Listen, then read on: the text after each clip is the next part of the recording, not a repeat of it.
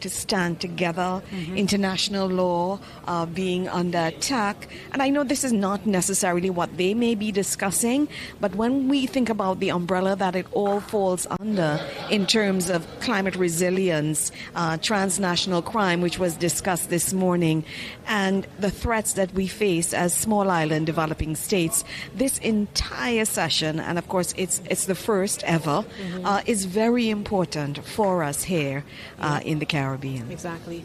And the most important point, some of these discussions will go forward on recommendations to another forum that will be held in April in Abu Dhabi. That's correct. So this is literally the framework to set the tone for that very important meeting. So that is an exciting development to look. And Antigua and Barbuda again is on the map. Remember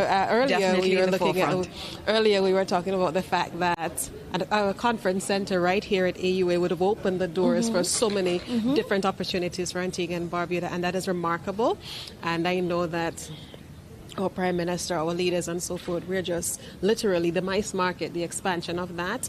And this forum here right now at the AUA is just one of the other forums that we have coming up. Many doors opened. We have a lot of different opportunities. Shogam in November. That's right. We have the Caribbean, a number of other, in May, we have another meeting with the CTM. So it's an interesting time to be in Antigua and Barbuda. And, you know, right here at ABS, we are literally toe-to-toe bringing you all the event developments and ensuring that our viewers and listeners are in tune to what's happening. So it's an exciting time.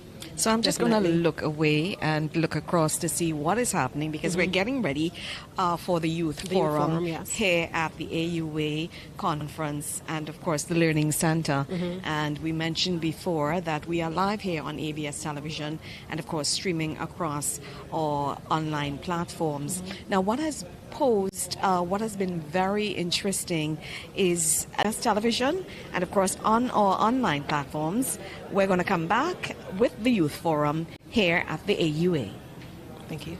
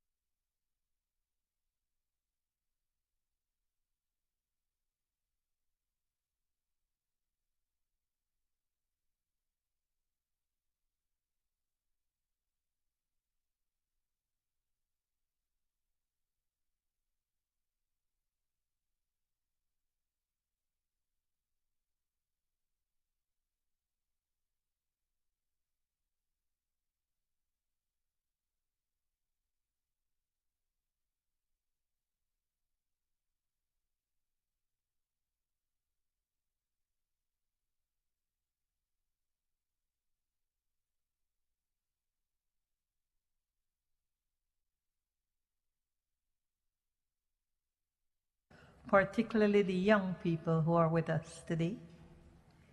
First, I would like to inform you that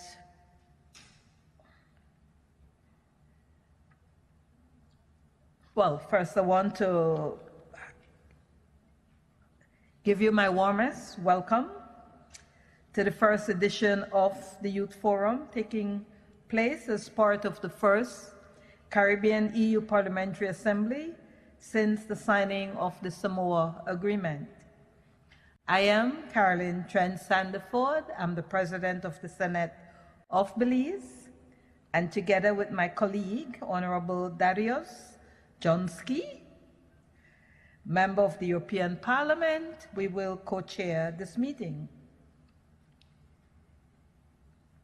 Before I start, I want to thank the people and government of Antigua for their warm welcome in hosting us for this assembly, and particularly for the opportunity to discuss youth empowerment under the new Caribbean and EU partnership. Organizing a youth forum at the first Caribbean EU Parliamentary Assembly will allow young people to have a say in shaping this new partnership between the EU and the OACPS, and ensure that young people are not just beneficiaries of international cooperation, but active partners and change makers in shaping a fair, inclusive, and sustainable future across both regions. Let me also thank you all for your presence at this forum. I'm looking forward to an inspiring and a lively discussion today. And I expect nothing less from the young people that I see with us today. It is a great honor for me to co-chair the Caribbean EU Youth Forum. It is entitled From Vision to Action, Empowering Youth for Climate Resilience. As we open this forum, it is important to recognize that across the Caribbean, our young people are not waiting to be invited into climate conversations. They are already organizing, advocating, and proposing solutions that respond to the realities of small island developing states. And I have seen young people where there are no chairs around the table, go and get their own chairs and place it around the table. And that is happening throughout the Caribbean. From regional youth consultations to international platforms, Caribbean youth have consistently demonstrated leadership on climate resilience, environmental justice, and sustainable development. Their message is clear. Climate action must be inclusive. It must be grounded in lived experience, and it must be translated into concrete policy and investment. We have seen this leadership reflected in regional initiatives such as the first Caribbean Youth Environment and Climate Change Conference held in Kingston, Jamaica in 2025, where young people from across the Caribbean came together to articulate a shared vision for climate justice and resilience. The outcome of that conference reminds us that youth engagement is not symbolic. It is essential. It is critical. At the national and regional levels, Caribbean countries are also reinforcing the role of young people in climate action and resilience building. At the regional level, within the CARICOM framework, youth has been recognized as a priority area of political attention, signaling the importance of placing young people at the center of the region's response to shared challenges, including climate resilience. At the national level, Belize offers a practical example of this approach. Through structured youth consultations and climate-focused engagement processes, young people have been given the opportunity to contribute directly to climate analyses, planning, and policy discussions, particularly in areas affecting children and youth. These efforts reflect a broader commitment to ensuring that youth perspectives inform national climate responses and long-term resilience strategies. Today's forum builds on these efforts. It provides a space where Caribbean and European parliamentarians can listen to you, the young people, learn from your perspectives, and work together with you to turn your ideas into action. Our responsibility as legislators is to ensure that your voices are carried beyond this room and reflected in policies, partnerships, and resources that deliver real impact on the ground. That is what from vision to action truly means.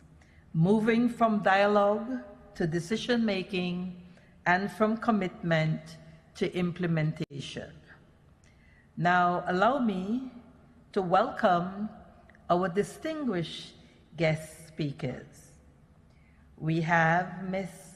Ashley Lashley, who's the Youth Advisor to the UN Secretary General and Climate Change and CARICOM Youth Ambassador.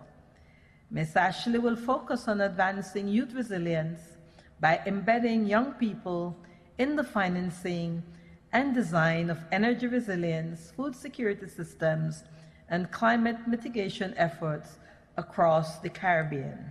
We had the pleasure of a snippet of Ms. Ashley Lashley, I love that name, Ashley Lashley, intervention yesterday, and if that is anything by what we're to hear today, I can tell you you'll be inspired and you will be enlightened. And she was just talking off the cuff of her head.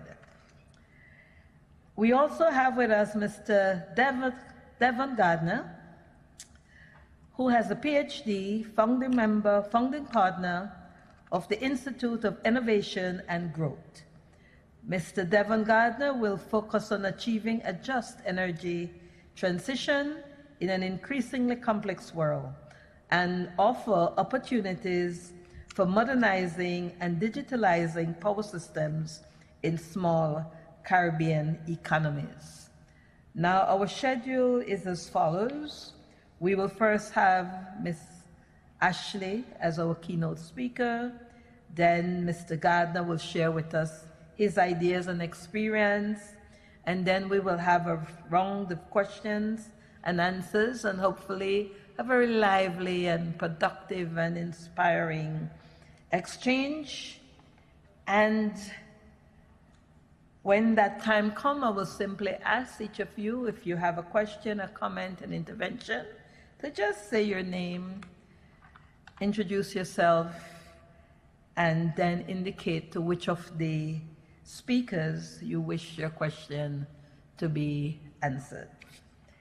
So before I pass the floor to Ms. Ashley Lashley to address our audience, I would like to give the floor to my co-chair, the Honorable Darius Jonsky, for his welcoming remarks.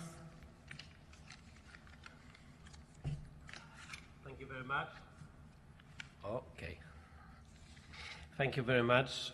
Good evening, everyone.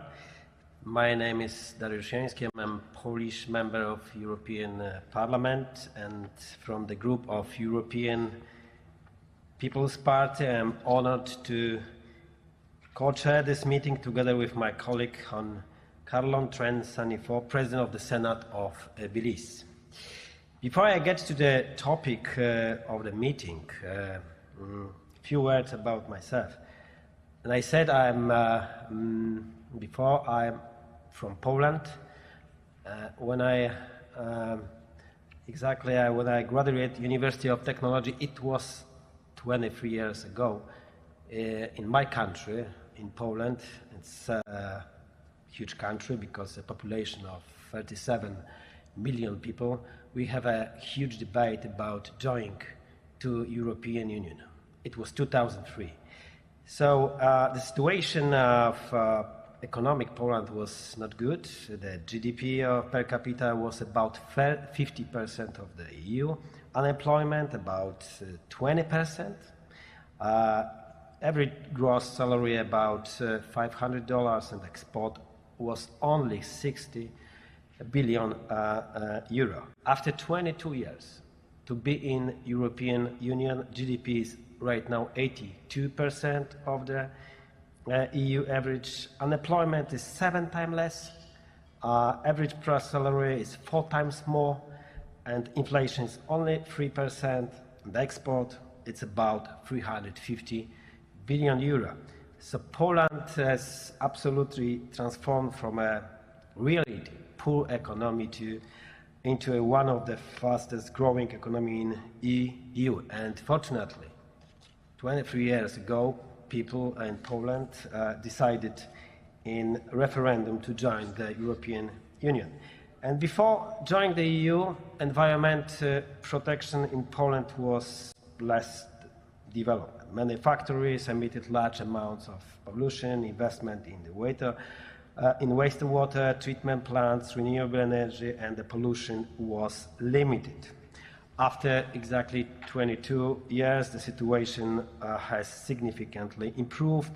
We introduced environmental standards, European standards, renewable energy recycling system, wastewater treatment plants. So we invest a lot of course, funds for EU. It's like 50 billion euro for the last 22 years. And we are proud, because we are free member of Polish, Polish member of European Parliament is Robert Biedroń, Bogdan Zdrojewski. We are from different party, but we are proud absolutely that we build a strong economy, because this is also has an impact on environmental protection.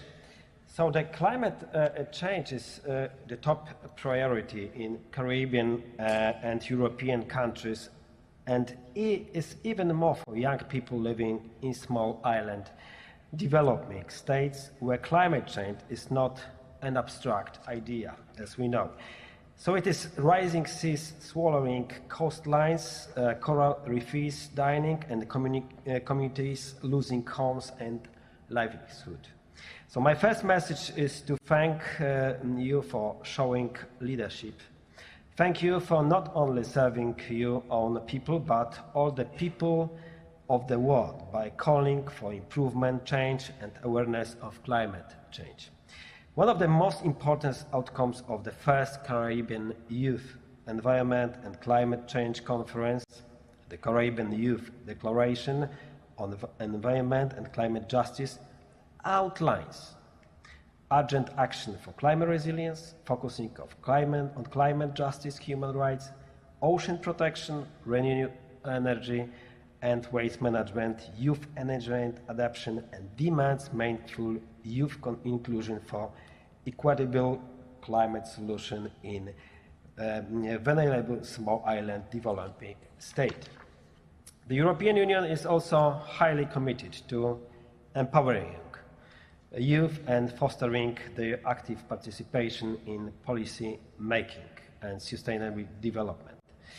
Through the Youth Action Plan, the EU promotes partnership with youth, exemplified by the youth sounding boards for international partnership and local youth sounding boards and EU delegations such as Haiti and Jamaica.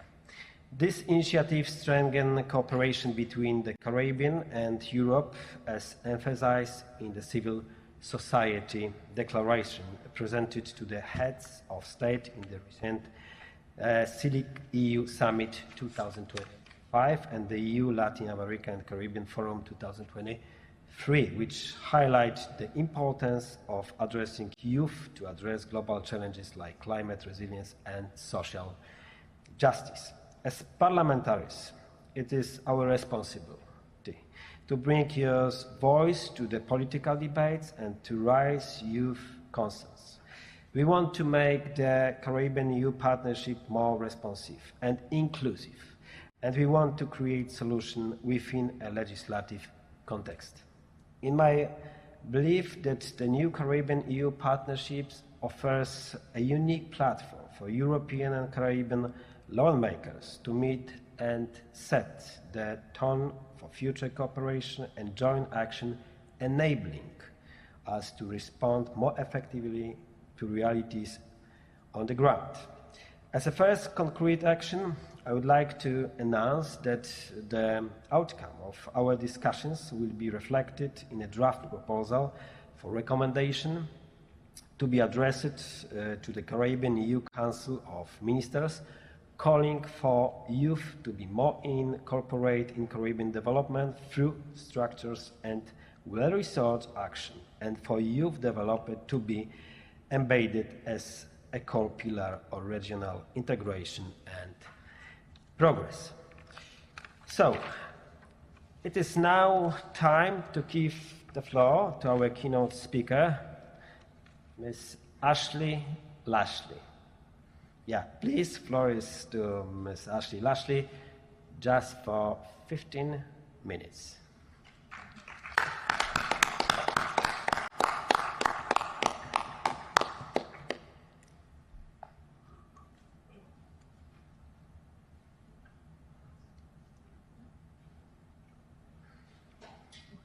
Young woman, yeah. Okay, says a lot. I think it's okay.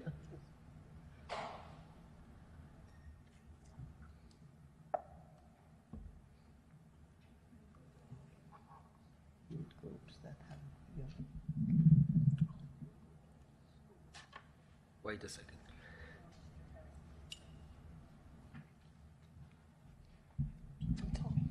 It's tall.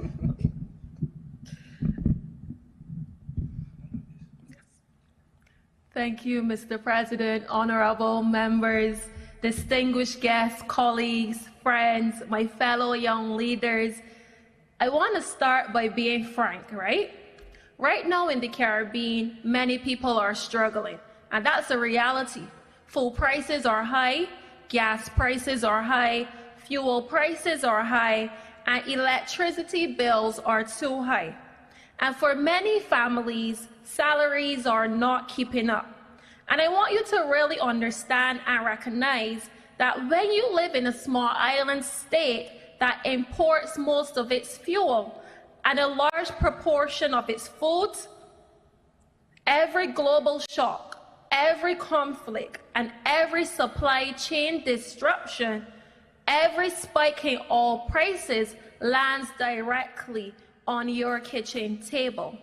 So when we talk about climate change, let's be honest about what it really looks like for us, because it looks like grocery bills climbing after a drought or a disaster. It looks like farmers losing crops and consumers paying more. It looks like young people unable to afford independence because the cost of living is rising faster than opportunity. It looks like extreme heat worsening asthma. It's inflation with a climate driver. But the reality is climate change in the Caribbean is not a distant reality. It really is inflation with a climate driver. It is financial stress, it is health stress, and it's national debt. And as young people, we are inheriting both the climate crisis and the economic crisis of decades of fossil fuel dependence. So I'm really not here today to really romanticize resilience. I'm here to talk to you about resilience, survival, systems, and solutions. Because the conversation really and truly when we talk about climate justice has to match our reality. It has to go way beyond the talk to more action, and from action into actually concrete implementation. So I want to share a piece of my story and why climate justice is personal for me. Because I didn't enter climate advocacy for comfort, because the movement isn't about comfort, it's about reality.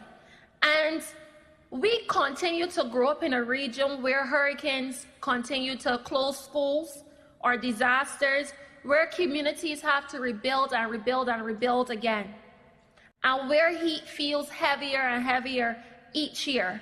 And as a young woman growing up, I realized that climate vulnerability is not evenly distributed. It hits hardest across small island states, it hits harder in lower income communities, and it hits hardest when our small island state systems are weak. And that's why at the age of 19, I founded the Ashley Lashley Foundation to really build solutions. And through the HAY campaign, which stands for Healthy and Environmentally Friendly Youth, Over the last 5 years, we were able to grow this movement into the largest climate, health, and youth movement globally. But outside of the Hey campaign, I've also organized the EcoFit Youth Program, where we go around to different primary schools, not only in Barbados, but in Grenada and Dominica, talking to primary school students about what climate resilience means and their role in protecting the environment. I think it's important that from a very young age, children are taught the basic principles of the 5 R's of reduce, reuse, recycle, repurpose, and refuse.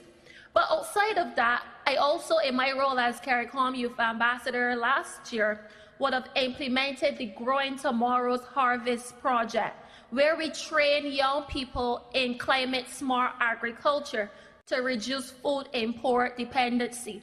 And we linked that project to CARICOM's 20 by 25 initiative. But I took it a step further, because everyone says that I'm an ambitious young lady, into looking at disaster preparedness. Up to 2025, each year for the last 5 years, a hurricane has affected our Caribbean island.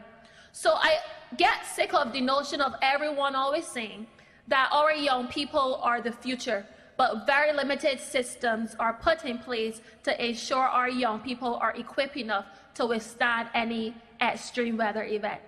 And thus, I would have formed the Safe Coast BIM initiative to train young persons on disaster preparedness and coastal resilience. And for me, these aren't just ideas, but really there are concrete projects, and in everything in which I do, I ensure that my core team has young people leading and executing these projects on the ground. And I don't want you to be fooled.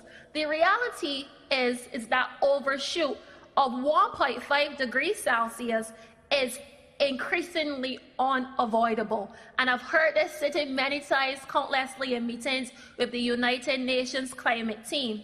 And we are already tipping and approaching tipping points. We're seeing across the Caribbean and by extension other places in the world that coral reef loss, water stress, and heat thresholds are very real. But overshoot doesn't have to mean societal collapse. It means adaptation must move from side conversations to central strategy. And that's why I want us to look at the United Nations Environment Programme Adaptation Gap Report, because that report alone estimates that developing countries need approximately $365 billion for adaptation, but yet finance remains far below that. Adaptation for me as a young person isn't charity. It really is global stability insurance, because that means climate vulnerability should be a shared risk. And in speaking about shared risk, I have something that I believe deserves much more attention today, and that is methane. Because methane is responsible for about 30% of global warming today. It is over 80 times more potent than carbon dioxide over a 20-year period. Because if we really cut methane emissions aggressively now, we reduce warming in the near term. And that means fewer extreme heat events, that means fewer crop losses, fewer climate disaster intensifying beyond adaptation capacity. And 3 of the biggest methane sources are fossil fuels, agriculture, and waste. And right here in the Caribbean, again, waste and agriculture are critical entry points, because still landfills release methane as organic waste decomposes, and agricultural systems releases methane through livestock and poor waste management. And that's where youth-led innovation in waste separation, composting, circular economy models, and sustainable agriculture can be made to directly reduce methane. And my country, Barbados, led by our Prime Minister, Mia Motley, has been vocal on methane action internationally. But for me, I think methane reduction must move way beyond pledges, because the reality is what we really need more youth innovation grants that are focused specifically on methane reduction. We need more EU-Caribbean technical exchanges on waste-to-energy systems and more financing mechanisms for sustainable agriculture transitions. Methane, again, is one of the fastest, most cost-effective climate levers available to us, and yet it really makes the headlines, and that needs to change. And just in 2024, the United Nations Secretary General made a very strong call to action on extreme heat, because at COP29, they launched an extreme heat toolkit to help countries develop heat action plans, and already Barbados has been identified to pilot one of these projects. Because the reality again is that this is significant, because extreme heat is not just uncomfortable, but it increases cardiovascular diseases, it worsens asthma, it expands vector-borne diseases like dengue, and it reduces labor productivity. I remember through one of my same programs going into schools, one of the teachers looked at me and said, "Ashley, the classrooms are too hot." A child looked at the teacher and asked the teacher, "How do you expect me to learn, sir, when our classrooms are too hot?" So heat is not only an economic issue, but it is a health issue, and it certainly is a youth issue. And that's why in 2026 and beyond, scaling heat action plans across Caribbean cities must be prioritized, and young people must help design them. So if we're very serious about the theme, from vision to action, then Caribbean youth must access EU climate finance directly. Grid modernization partnerships must prioritize small island states. Electrification and renewable energy infrastructure must be accelerated across all small island developing states. And again, full security systems must be designed with youth-led agriculture networks. So without grid investments, renewable energy stalls. Without renewable energy, electricity bills remain high. And when electricity bills remain high, climate ambition loses public support. The energy transition is inevitable, but justice within the transition is not. So the reality is the cost of living crisis and the climate crisis are intertwined. They meet at the electricity bill, they meet at the fuel pump, they meet in the grocery aisle.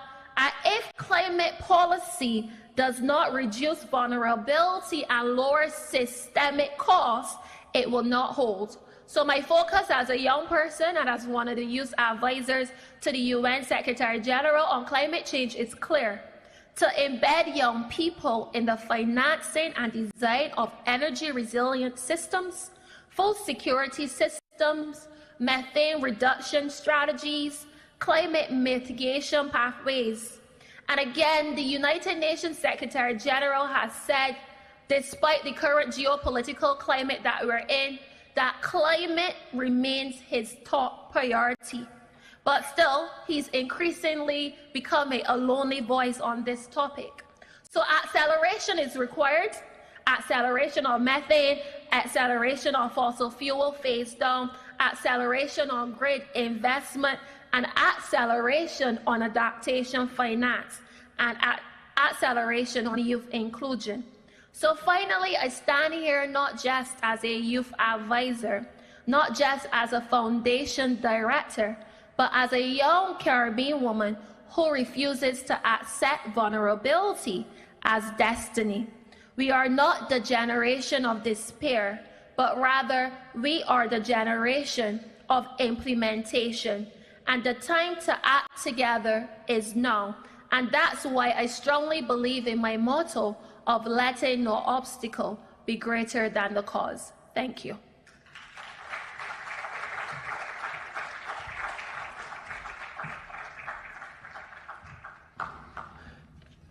Thank you for a very, very important and inspire work, Ashley. What you do for environment, it's absolutely, and for the young people, it's absolutely extremely meaningful. So thanks for your dedication, that the world is become a better place. It's very important. And you are the example of a true leader. We talk about it. You are a true leader and an inspiration to others, not only for the young people, for all of us. So I wish your strength and great successes in your future activities. So once more, big applause and thanks for your work. Thank you. And right now, I will now invite Mr. Davon Gardner to share his ideas with us.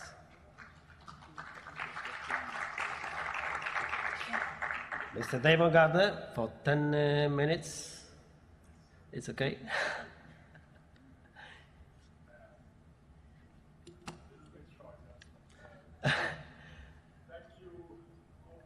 Micro, please, yeah. Yeah, thank you, co-presidents, excellencies, ladies and gentlemen. Good evening. I'm going to use the aid of some slides because I think that it's important to show some visuals that will frame some of what I'm going to speak about. I'm speaking about something that is a bit that I touched on yesterday when I spoke to the plenary session, but I'm going into a bit more details today for the youngsters who are with us. But I'm going to do more and focus on some of the opportunities that are there, especially in terms of pathways that can definitely benefit from, as Ashley said, the deeper integration and participation of youth in the energy transition. I myself am very far from the days of youth. You will notice, but I'm pleased to be in this forum speaking with you and interacting with you.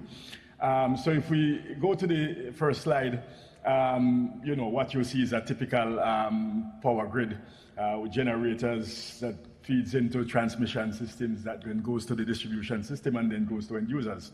And I want to stop there for about 30 seconds to just quickly speak about the fact that in its current form, despite the fact that we are trying to remove the thermal generators that are based on fossil fuel supplies and simply replace them with renewable options and renewable alternatives like solar and wind and hydro, we remain significantly vulnerable, not just in terms of costs, but also in terms of how we are able to balance supply and demand because of many issues, and the climate is one of them. Think about hydro, which depends on a hydrological cycle. It's climate sensitive. Water is a climate sensitive supply.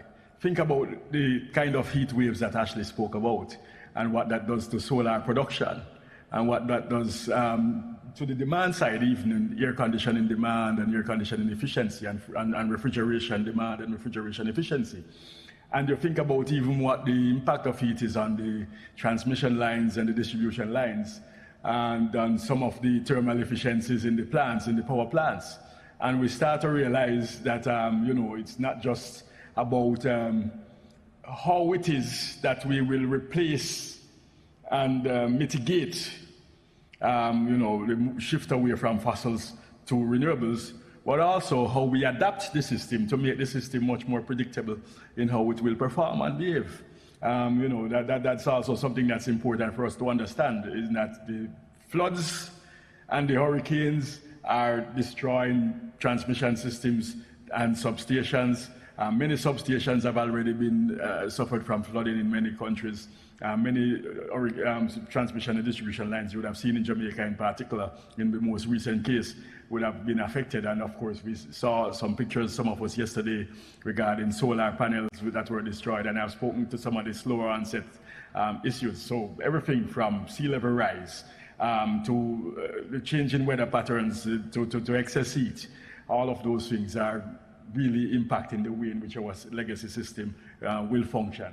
If we go to the next slide quickly, and I'm going to skip pretty quickly, because, I'll make these slides available to you. It's really to tell you a story.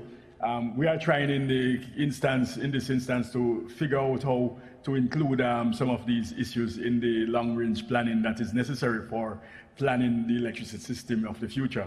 In fact, we have developed one of the things I did when I was at the CARICOM Secretariat years ago, where I served as head of the energy program, was to develop what we call integrated resource and resilience planning, which was to understand some of those vulnerability and risks of the supply dynamics and the delivery dynamics and the end-use dynamics, and plan for those variabilities in supply that are due to climate, the variabilities in the performance of the transmission and distribution system that would be due to climate, and the variabilities in the demand that are also climate linked. And we were working with UWI Climate Studies Group on that.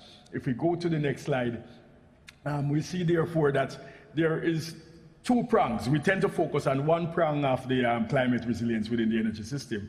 We tend to focus a lot on the response and the recovery that is really based on how is it that you would rebuild once you have something like a hurricane, like what happened in Jamaica the other day. You bring in your linesmen, you try to replace poles and lines as you can, as fast as possible, and where possible, build them back better, and try to recover from the damage. But the piece which we do not do a lot of is the system hardening, and that is where we really have to figure out how is it that we ensure that we are not building solar farms in areas that are going to be impacted by flooding and possibly coastal inundation, ensuring that we are not putting some of our critical infrastructure in areas that are going to be more prone to some of those potential climate events, and also ensuring that we are reducing the risks through things like undergrounding and maybe elevating substations from hurricane winds and water, flooding from water, etc. If we go to the next slide, part of that requires us to build much more flexible systems. And flexibility means building systems that are consisting of lots of distributed systems. Microgrids that are interconnected is what we think the future is, and how we build that out together with the centralized generation sources are going to be the future of what we will, we need to build. And having that work not just by itself in the case of, in the instance of the traditional power system, but how we also ensure that it is integrating with things like transport that are becoming increasingly electrified is going to be critical.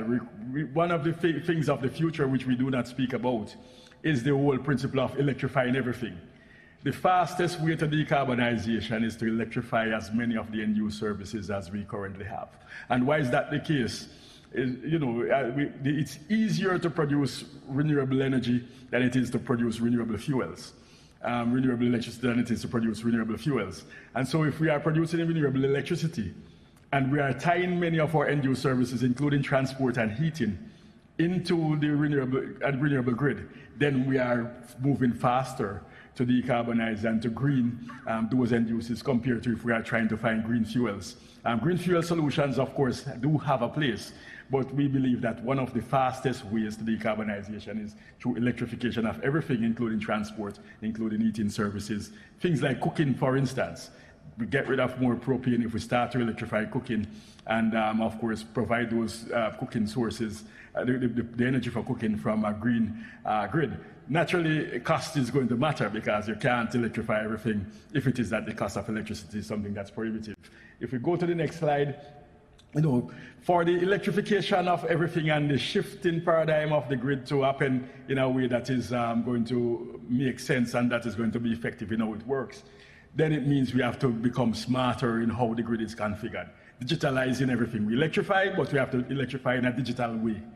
So we have to look at smart grid, smartening the grid in such a way that we are providing real-time monitoring so we understand where the energy is going, when, where, how, why, and that there are ways to deal with fault, to do, in a sense, to preempt faults, to detect faults, and to isolate faults when they do occur in the system. Because otherwise, if you start electrifying everything and you're not able to manage faults when they occur, it could actually cause you to be disadvantaged and lose some of those end-use services if your electricity system is incapable of supporting all those end uses. So being smarter to ensure that we have the kind of monitoring and control of the energy flows is important. ensuring that the renewables, many of which are very variable, solar, wind especially, which, as you know, they depend on cloud cover and the flow, the ups and downs of the wind speed, is going to be critical and important. How do we manage those variabilities in the system? All of that requires us to be able to use batteries and other types of technologies, energy management systems that looks at how it is we control all of what's coming in and all of what's going out in a very judicious manner, so that on the other side of the grid, meaning on the other side of when we get to the point of common coupling and you're transmitting and distributing the power to the end users, you're not seeing any power quality issues. And even beyond the transmission and distribution systems, when you get to the meter, what's coming into your meter is very clean quality with a high power factor that would allow you to turn on your lights without flicker. That's very important.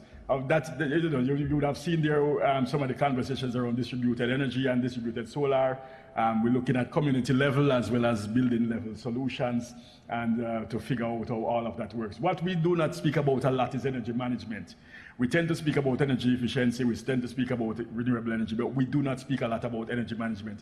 And the crux of how is it you build an effective energy system in the modern era falls within energy management. In fact, I remember the other day I was speaking to some colleagues and I told them that 90% of the failures we have had with battery systems in the region, because lots of battery projects don't work, 90% of the problems we've had with battery projects is a function of poor battery management systems. And it's really software. It's really writing software that is able to control how the hardware behaves. And it's not easy, it's difficult. And most of it has been written from elsewhere by people who do not understand the dynamics of how the Caribbean energy system flows. And therefore, being able to figure out proper energy management and proper battery management systems is something that is important to us.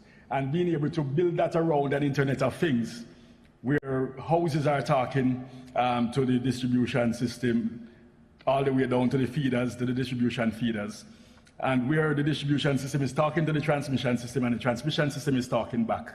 And where the transmission system is talking to the generators, and the generators are talking back, and the storage is talking to the transmission substations and all of that. Everything is talking to everything. And your cars, when they are being charged, are also talking to the energy management system in your home, telling it when to charge, when to not charge, what state of charge to keep the battery at. In fact, if you start to look at vehicle-to-grid integration, you can now have the situation in which you can actually talk to the car and tell the car to discharge to the home, to run the home, or run certain functions in your home. If we go to the next slide, what is therefore critical is that we must build on top of the power system architecture a very robust information highway. So we have to ensure that the power system is not just about transmitting, distributing, generating, transmitting, and distributing energy to customers, but that it's part of a market that is operating in an ICT space. If we go to the next slide, we will see what that looks like. We will see that apart from the physical layer that exists with the generators and the transmission lines and the distribution lines that go to the customers, it's going to be critical for you to have the type of computing resources that are networked there on top of the different poles, the different lines in the different buildings, in the different generation systems, so that you are able to have the kind of intelligence, real-time system intelligence, that allows you to be able to control the points of movement and delivery of electrons as required for you to get the most optimized performance of the entire system. And so the issue of smart grid is not something that is just fashionable, but it's something that is deep-seated in ICT and something that is well understood. But it will cost money. And that money is something that, of course, is going to have to come from ratepayers. So, Ashley, you spoke about the fact that, electricity is already expensive. The current paradigm is going to get more expensive. If it is that we are to integrate the types of renewable and the amount of renewable which we are talking about, for us to get to the 100% renewables in Barbados as a case in point, with solar dominating, some amount of wind possible, and battery storage systems, you can't do that without a deep-seated ICT system. And without a deep-seated ICT system, it would be chaotic to have 100% renewables in Barbados. And that ICT system is something that is being built gradually as we speak, but it is going to cost a lot of money to get us to the stage where the system will be smart and sufficiently capable to accommodate those high degrees of variable renewables. Especially within the context of the kind of sophistications that are emerging within the customers and the markets, as we are seeing. Customers are now demanding much more in terms of electricity services, including charging. And you hear we are talking of electric vehicles. You hear us now talking about electrifying everything, meaning including possibly cooking and all those other services. If we start to electrify everything, the customers become much more sophisticated. And so the grid has to be much more sophisticated to meet the demands of the customers, even as the generation system become a lot more complicated and complex in terms of the types of predictability that they are producing power with. If we go to the next slide, we see that, and this is really where the critical opportunities are emerging for us in this space, especially those who are as you are, who are young people. Smart grid is the first step, and we are in many countries just getting there. Smart meters are being implemented, renewables are being integrated. We still haven't dealt with the issue of bandwidth and the security concerns around the ICT infrastructure that is coming on top of the grid. And we are now beginning to talk about nanogrids. So we are pretty much at step one as we speak. Some countries may be already moving to step two. Belize, to an example, chair, co-president, is moving towards step two, having gone through most of step one. We have not yet started to touch the surface of step three and step four.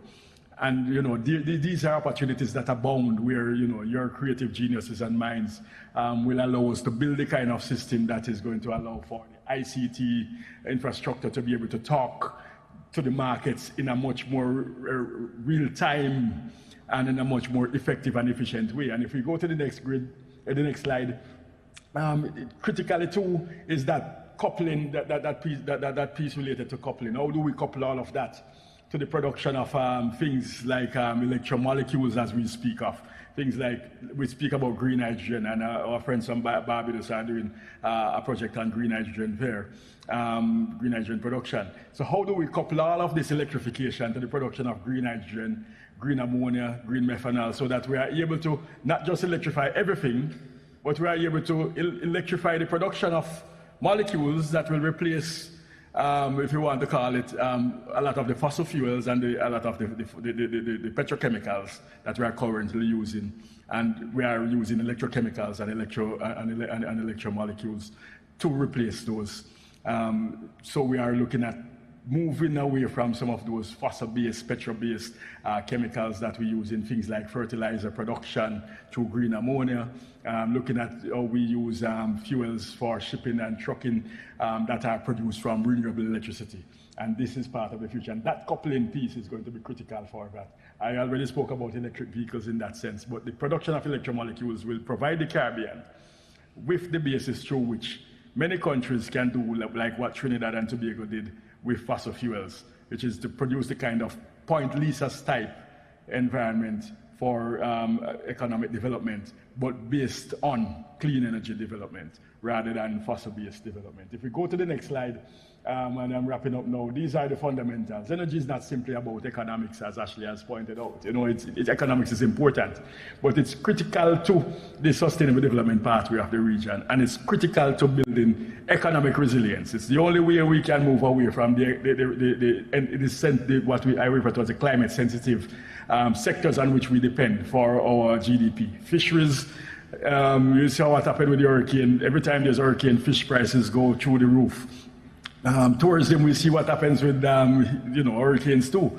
If there's a global shock, pandemic, hurricane, whatever, your tourism product changes. If there are geopolitics issues, your tourism product changes. So some of those climate-sensitive agriculture, tourism, fisheries, and other sectors on which we depend and for our GDP must be shifted from. And the only way to do this is by building robust renewable energy systems that are able to cross over into economic production. If we go to the last slide, then we will see pretty much that all of this comes together where we are building mitigation, but using that mitigation to also provide adaptation for us. So pretty much looking at what the risks are from climate change. We're adapting our systems, our energy systems, including our resources, have to be adapted, just like we are adapting our built resources. And in adapting that, it will give us the kind of adaptation in terms of our socio-economic development, the kind of economics that is resilient to climate change. And that improvement in an adapted economy will allow us to further spend money back on adapting our systems and infrastructure, so it becomes a bootstrap approach. And whilst we do that, we will get mitigation benefits. So, ladies and gentlemen, I will end here, and the last slide will simply show you that all of this really requires good governance. All of this is required to be built on good governance and institutions. And the entire system, everything works together as a part of a holistic system approach, a whole-of-system approach. And I will thank you. If you show the last slide, that should show my the next slide. David. The next two. David. If you go to the last. David. Yes, David, sir. I'm done. I know that you could talk all the day about this. Yeah. But we have some questions. Yeah, I want to stop here. Yes, that's it. I want to do the last slide so they could have my contact information. Thank you. Thank you so much. He's a great expert. It's available for anybody who wants it. Thank you so much. Thanks for adding more ideas to our debate. So I'm sure that you and Ashley give some food for touch to our participants, as we are looking forward to hearing the touch and question on this matter. So right now I open up for our discussion. Who would like to be the first to ask a question? I see a lot of young people there. Who will be the first? Youth leadership at its best. Only 2 minutes. And when you do raise your hand, you just need to say who you are and something about yourself to break the ice, and then your question or comment. And please introduce yourself. Yeah, thank you. Good afternoon. All protocols previously established. My name is Joshua Francis. I am the founding president for the nonprofit Good Humans 268 Inc. And everything we do is designed to give individuals with disabilities jobs. And my question is, what is the EU's position on changing legislation across the region when it comes to waste? In Ashley's presentation, I was very elated when I heard her talk about waste, because I have a different feeling about waste. I think it's one of the parts of our economies that we have not tapped into. One of the biggest challenges that we face in Antigua and Barbuda is we do not have legislation. When we travel to the US and Canada, we have to separate our waste. However, on island, it is not mandatory. So our events, businesses, they chuck everything into the landfill, be affected. And I would just like to know what is the position that we can probably put to ensure that across the region, we're changing the way waste is managed at home, in businesses, at schools, and when events are doing something. And I know from preliminary research, there are countries doing things, so like in Barbados, they would have swapped out all of the blue bins and every household has a bin. And I'm hoping our government will follow suit, same as St. Kitts and Nevis. In St. Lucia and Tobago, they're currently converting glass into new glass. And in Louisiana, they're converting glass into sand. And we haven't touched that gold mine as yet. And I know that because I've run preliminary figures, and we can generate $53 million from waste right here in Antigua and Barbuda. And for us, I'm hoping that we can generate revenue to give jobs to a part of society, youths, who are at a disadvantage. I'm able to walk freely, and I went to secondary school, and I've never even thought of what it's like to not use a bathroom. Yet I have a 11-year-old for the first 5 years of her life. Every single time she needed to pee or poo, she needed to ask somebody for help, because we did not have an access to a bathroom. And my fight now is to ensure that in September, when she goes to school and menstruation hits, we don't have that problem again, and we do not have an accessible school on island. And the idea, if we can generate revenue from waste, we can create jobs. And I just want to know your position on possibly influencing legislation change across the region. so much. Thank you. Yep. Who next? Yep. Okay, please. Well, I do think that my question will probably end up swaying the conversation a bit, so I'm not sure if you'd want to address the question and then come back to me. Yeah. Okay, right now, our European colleagues from the European Parliament, Vaslige and Marko. Yeah, Marko, the floor is yours. Thank you very much. Marko Ešlagaj, member of the European Parliament from Croatia. I'm very glad to be here among such a number of the young activists on global level. I was the activist on local level when I was younger, and I could say that way I started my political career. I was 12 years the mayor of one small city, and we have the one project, we call it the participatory budgeting for the young people. And why I mention this? Because I think that we today need this serious participating of the young people. We need their knowledge, we need their energy, we need their different generational view. And if we talk about the European Union level, yes, I and we all must advocate to more support for the young people, for the projects, to get funding for the local climate resilience project, and we must show the results, not only awareness about this. And definitely what we need to be able to build some to get some kind of youth input that must be inside the regional and national adoption plans in formal way. So it could influence the decisions and implementation, not only consultation, especially when we talk about the climate resilience, and considering what we heard today from the Ashley speech and also from the our panelists. I think that all what I said today, it's very important for our future, and definitely we need to do this on the European Union, more support, more funding. Thank you. Thank you very much. Right now, Daniel Freud, European Parliament, member of European Parliament. Yeah. So on the concrete question, I'm here. Hi. I'm not a super expert on the regulations in the area of waste management, but there is a general, we have basically a plan for a circular economy. The ambition of the European Union is that we basically move away from waste entirely, and everything is a resource and should be reused.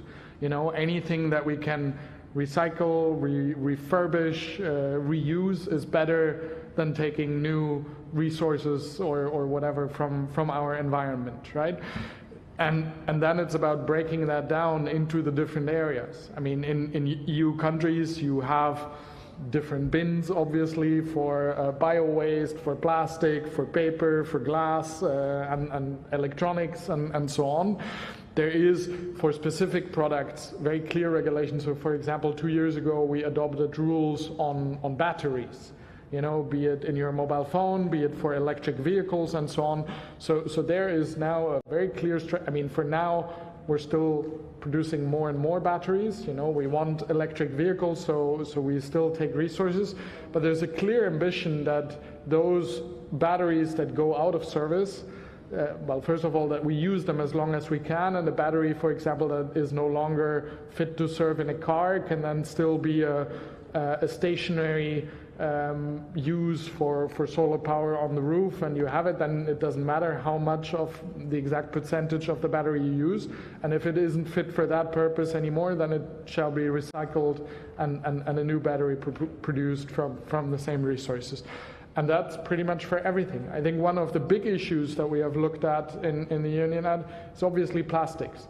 So one thing is that we have prohibited in the EU now the export of plastic waste, because for a long time we basically used to ship quite a bit of our plastic waste to countries somewhere else in the world, not really caring what happened with it, parts of it being burned, parts of it ending up actually in the ocean. And this we're really trying to stop now. But obviously mostly burning it now in the EU is not a good use of this either. So we want to move to an economy that has as much actual recycling and reuse of all of these resources as possible, because it reduces energy, it reduces our outtake from the environment. I would like only to add that Daniel is a real expert. He represents Green Party in European Parliament. So thank you, Daniel. Who next? Next question. Any question? Yeah. Good evening. I am Jessica Zuter. I am the president of the National Youth Parliament Association of Antigua and Barbuda. I want to first start by saying that the presentations by both presenters today were absolutely phenomenal. I think there is a lot of life in young people and the voice that they have, and it was very evident this evening here. I also noted that in both of their presentations, they spoke about the financial aspect of the moving towards sustainable development and how we are going to do that in relation to advancing the championing the cause of assisting in combating climate change. And one of the things that I was thinking of is something that we actually discussed last year at the regional parliamentary sitting that we had in the Bahamas, and that was in relation to moving from GDP per capita as the kind of like the gauge for concessional financing, and moving to the MVI, which is the multidimensional vulnerability index, and using that as the global standard for deciding which countries are able to access this concessional financing. And so my question at this stage would be, how do we feel on a global scale, and since we have the EU present with us, how do we feel on the global scale about adopting, utilizing the MVI as the index, as it takes into consideration not solely the income of a country, but rather the actual vulnerabilities that a country faces? So we see, as Ashley would have mentioned, every year a country is hit terribly by a hurricane. Right here in the Caribbean, and some countries are not able to access this concessional financing because their GDP per capita shows them to be in a middle income or a high income, and so they don't need this concessional financing, but it doesn't take into consideration the vulnerabilities that we as small island developing states really face. So to circle it back again and to highlight what the question is how do we feel on a global scale about adopting the MVI as the index for concessional financing versus the GDP per capita? Thank you for your question. Does anyone else want to ask a question? No. Okay, it's time to closing remarks. I would like to return the floor to our guest speakers.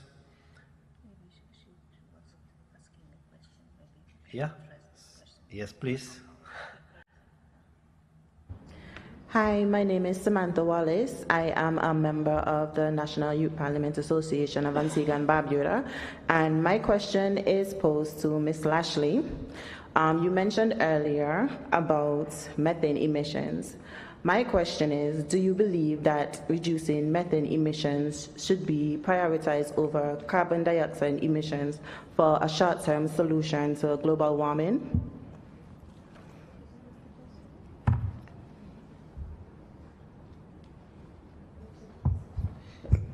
I love how you guys are asking all the tough questions.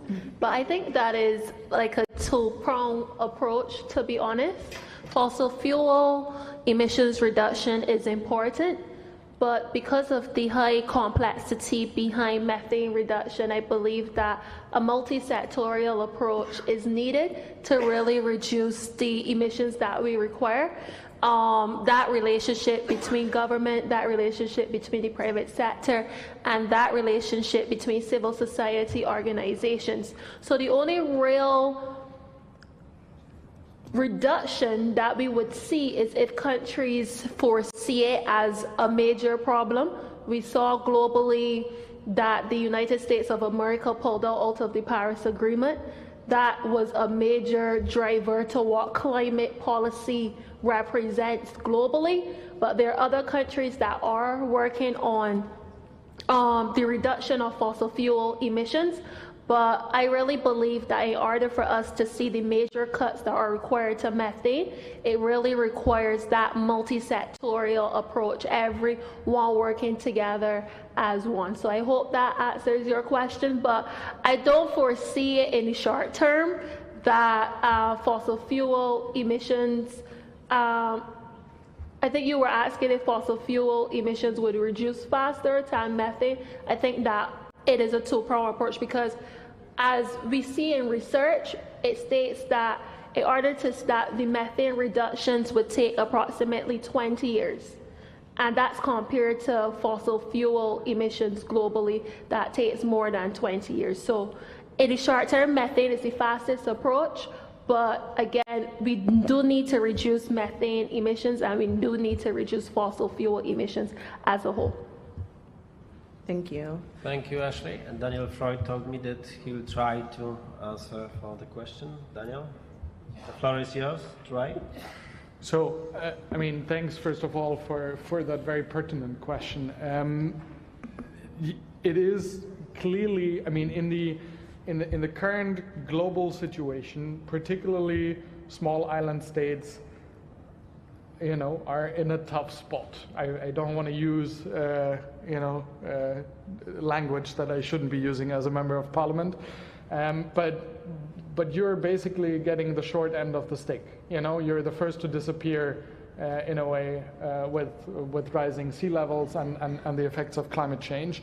And you have to say that those countries that are most responsible for that, I mean, the second largest emittent doesn't care at all. The first largest is doing something a little bit about it, but not being internationally cooperative, really, when we talk about China. So the European Union, at least, is trying to do something about climate change. It is, I mean, when it comes to these development, the way that we measure the wealth of countries and how much support they should get, I mean, let's be honest and frank, with the United States disappearing from development aid, the total disappearance of USAID is a giant blow to the world, right? And it is not something that any other actor at the moment can or is willing to compensate. So a debate over, you know, how some countries that are a bit higher on the income scale could still benefit from something in a situation where, you know, we will struggle in the next few months and years, even to feed the most poor people on the planet in famine and droughts and so on, is a real challenge. I think we have to be open and frank about this. I think it's a justified debate. It's just that the world at the moment is at a very different spot. And if you allow me, Chair, I think for this debate, one thing that I would like to say, I mean, we've heard some really inspiring statements. Thanks, Ashley, and also for these questions. And I would like to say, look, guys, you need to go into politics. You know, we can say here that we should have more engagement with youth and we should listen and stuff. But at the end of the day, you need to sit at the negotiation table. You need to fight for your own interests and ideas and, you know, how you want the world to be. And in a democracy, at the end of the day, you need to bring that into parliaments. You need to take your seat at the table. Don't wait for anyone to give that to you, but take it. You know, otherwise they're always, you need to do this yourselves. and that's what I wanted to share. Thanks. Yes, thank you, Daniel. Daniel organized some green party on the silent if you would like any question after the meeting. Yeah, just joke. Okay, any question? Yes, two questions. Two last questions, yes? Please. I just want to add quickly, sorry, to the quickly, yes. To the GDP question. I think something very cool is happening within the climate finance sector, and that's the debt for climate swaps that allows developing countries to reduce their foreign aid in exchange for supporting environmental projects.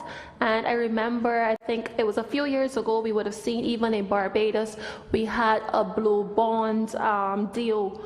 That was really cool, where it was supported by the Inter-American Development Bank, and that was able to swap Barbados's debt to fund ocean conservation. So in looking at the GDP complexity as it relates to how it's affected due to extreme weather events, I think that countries should look more at strengthening the debt for climate swaps with different multilateral institutions.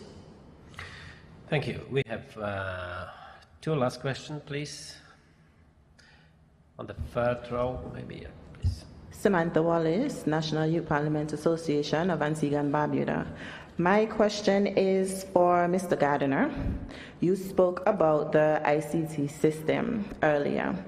My question is, if we were to get to the point where the system is up and running, would it be up and running in a way that it could withstand the fluctuations of our weather patterns in the Caribbean? And also, would the system be readily available and affordable for every household in the Caribbean? Wait, please, because after the last question, we'll give you for 2 minutes just for final speech. Yeah, the four row, yeah, the lady. Oh, we have one more. Okay. And it will be the last. Yes, please. Good day. Joshua Francis, Good Humans 268 Inc. My additional question / point to methane goes right back to the point of the issue at our landfills. If we're able to change how waste is managed here, so I have done some preliminary research, and in the Caribbean we don't separate waste, so everything goes to the landfill. If we stop sending all of the things that are biodegradable, like for instance, you guys are lovely Antigua and Barbuda, you'll see that all of the sides of our roads, they're cleared, because what happens is we have workers who clear the side of our road so they don't grow up. However, all of that is chucked in the landfill. All of the seaweed is chucked in the landfill. When you have an event of this magnitude, all of the food goes to the landfill. So we're sitting technically at a space that these plastic bottles might end up in our landfill. And the reality is, to change the methane, we need to change how we manage waste, and it has to be a situation that goes back to what are we doing. It cannot just be we're going to put legislation. We need money. It's going to cost us millions of dollars to change. Based on the data in Antigua and Barbuda, in 2011 we had 28,000 homes. That means we need 28,000 bins, and if we need one bin and we need 3, that means we need to times 20,000 by 3. And then we need transportation. We need to ensure that our landfill is well secured, and we need data. So even before we get to legislation change, I've made a proposal to our cabinet. I want to be at the seat. I don't want to be a politician. That is the problem in this country. I want to change legislation, but I want to do it from outside, so I'm trying to get a senator to put it on the table. We must begin changing the way waste is managed, and if we change the way waste is managed, we change methane immersions. That means as a small island developing state, we're able to attack climate change, and we're also going to be able to give jobs to individuals with disabilities.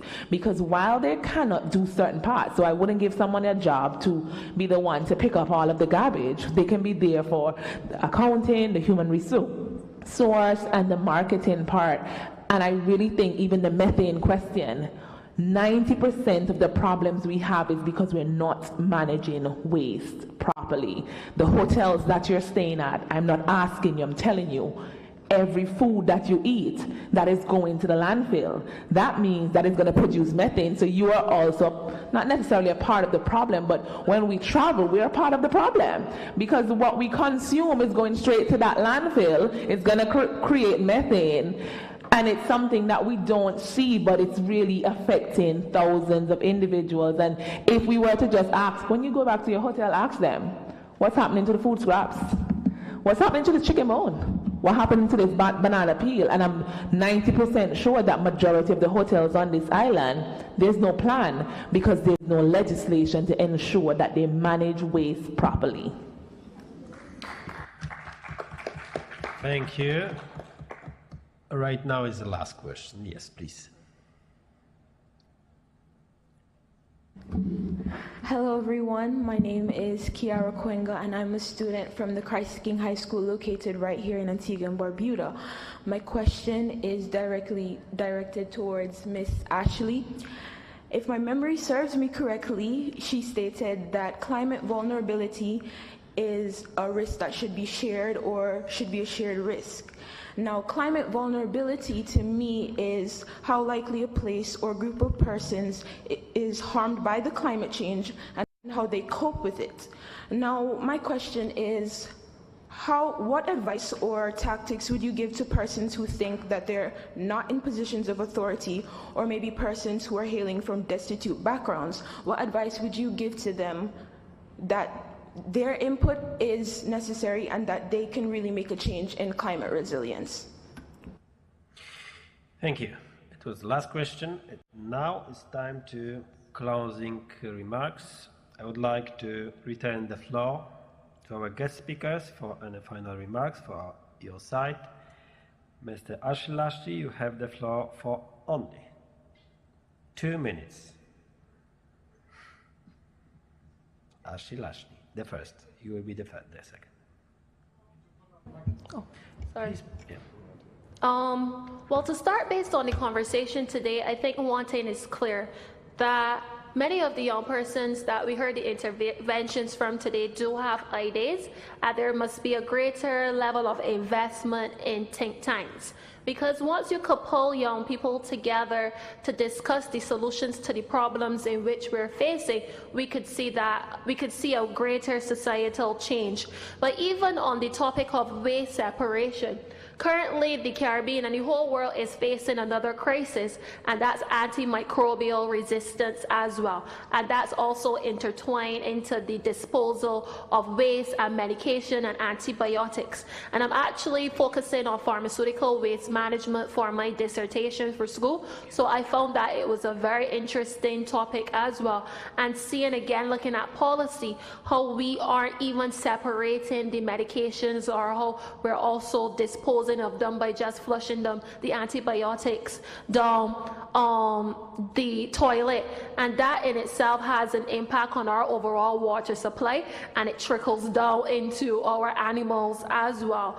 But even in answering and wrapping up in looking at the climate vulnerability and any advice that I have to how persons can use their voices on inclusion, I think the reality is clear. I think a lot of young people feel under, I think a lot of persons that hold power, when they give young people a voice to be included, is very tokenistic.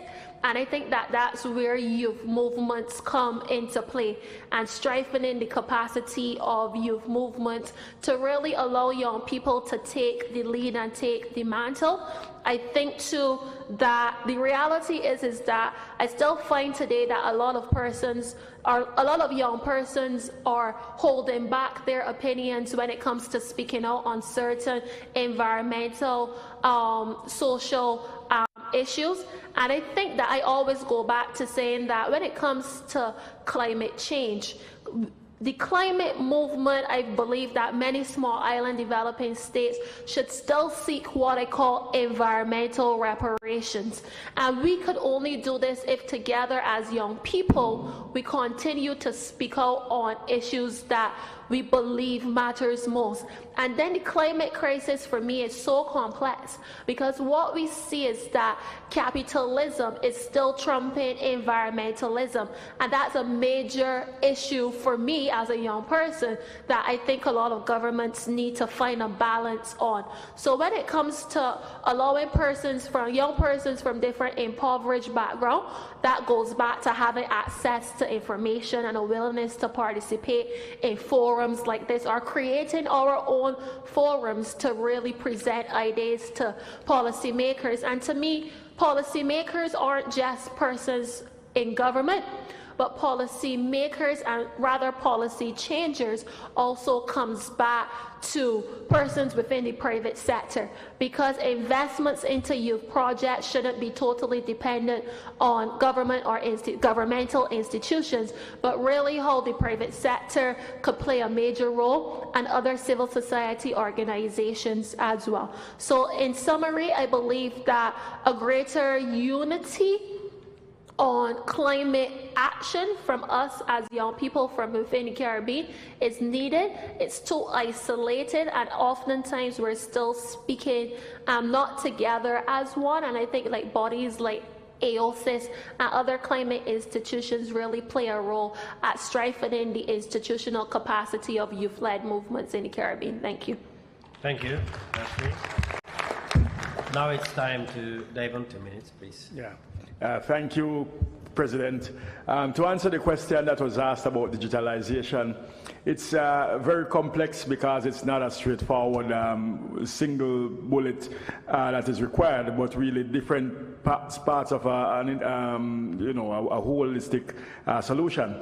You would need to look at the metering, you would need to look at things like the controls, you need to look at things like visualization, you need to look at information systems, you need to look even at some of the equipment and some of the software that is utilized and some of the controls which are on the equipment and some of the points in terms of that you can utilize to manage the circuits in those systems. Even if you look at solar PV systems, you are looking at things like smart inverters vis-a-vis the normal inverters and so on. So bottom line is, when we did an analysis in the Secretariat of CARICOM when I was there about 5 years ago that looked at digitalization of grids in the region, to put in the bare minimum, we were talking about something in upward of $2 billion US. So it's not going to be pretty straightforward as we think. Thanks. Thank you very much. If there are no further questions or remarks, together with my co-chair, Hon Caroline Trench-Sandiford, I would like to close the meeting now. Again, many thanks to our guest speakers for your interesting and inspiring presentation. We would also like to thank all members and participants for their excellent questions and remarks. The discussions clearly show the importance of the subject, and our takeaways from this afternoon will be reflected in the recommendation that we'll adopt on Wednesday during the closing session of the first Caribbean EU Parliamentary Assembly. Thanks finally you to CAPES and EP staff and the interpreters for their work and support. This brings us to the end of the EU Forum and now close the meeting. Thank you so much.